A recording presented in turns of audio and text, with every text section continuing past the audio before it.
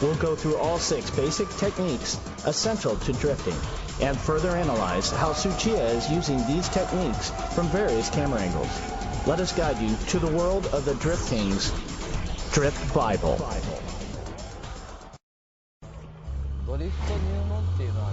This one's for all beginners. Everyone goes through this stage. I started off doing this too. This drifting relies all on the e-brake. Straightaway, brake, toe, and e-brake. Right there. Just like this. Well, it all starts from something like this. Don't worry about how you exit the corner. Just try to pull the e-brake at the corner entrance and concentrate on making the car go sideways. One must learn the timing and the rhythm of the Drift King's drifting procedure and actually feel the exact moment the tail slides in order to master the 6 basic drifting techniques. The length of the tail slide depends on the steering angle, plus how long and how strong the e-brake is being pulled. All maneuvers must be done smoothly and timely, and to do that, having the right driving position becomes crucial. This is a must in order to give a car a quick countersteer and respond to the car's slightest movement.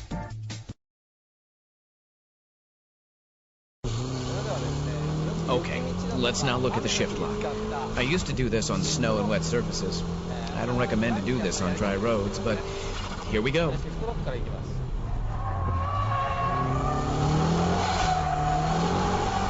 Just like that. The corner entry procedure is the same as the side brake drift. The important point here is when to release the clutch. Tsuchiya lets off the clutch just as he eases off the brake and steers in. His braking only lasts for 2 seconds.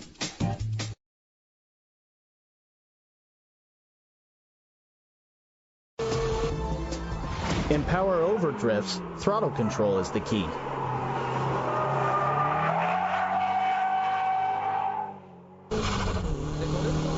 I used to do this when I couldn't drift yet.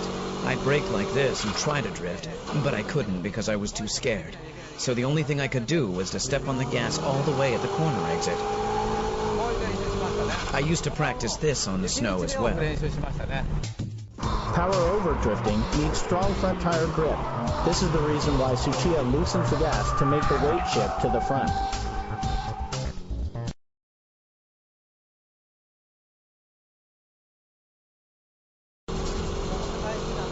The 3 important things here are when to steer in, when to shift down, and how long to keep braking. These are the 3 most important factors. Obviously, braking is the key here. Tsuchiya is not braking hard at all. He's stepping on the brake with a certain rhythm to adjust the speed. If you coordinate the steering work to the braking, you're a step closer to Tsuchiya's braking drift.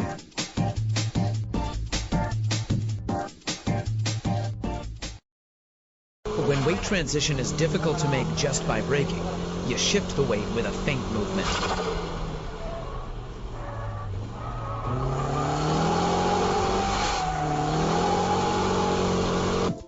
Because of the inertial force from the feint action, the braking doesn't have to be as strong as the braking drift. It's all physics and dynamics, but the rhythm of the right foot is always the same.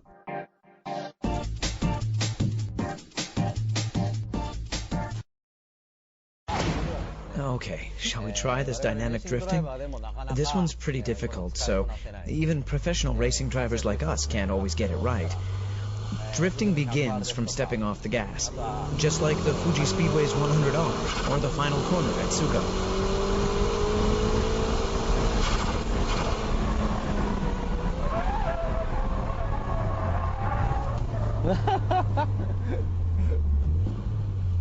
Unbelievable. That was awesome. It's so tempting to brake. How Tsuchiya was able to avoid crashing. His lightning-quick steering work is simply unbelievable.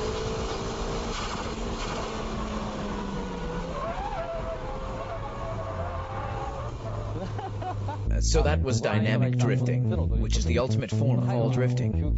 That wraps up the 6 basic techniques of drifting. I won't recommend the dynamic drifting at the early stages of learning how to drift, since it can be dangerous. With the mastering of all these 6 basic techniques, you too will be able to drift like a pro. The first thing you have to do if you want to take up drifting is not to be afraid. Try to have fun. Don't think too much about weight transition, dynamic drifting, and your suspension setup. Visit a track, go out there and start pulling the e-brake. That's the best way to learn how to drift. After you get the hang of it, try to use all 6 techniques in various corners. Take your car to as many tracks as possible and try different styles of drift. And again, be safe and have fun.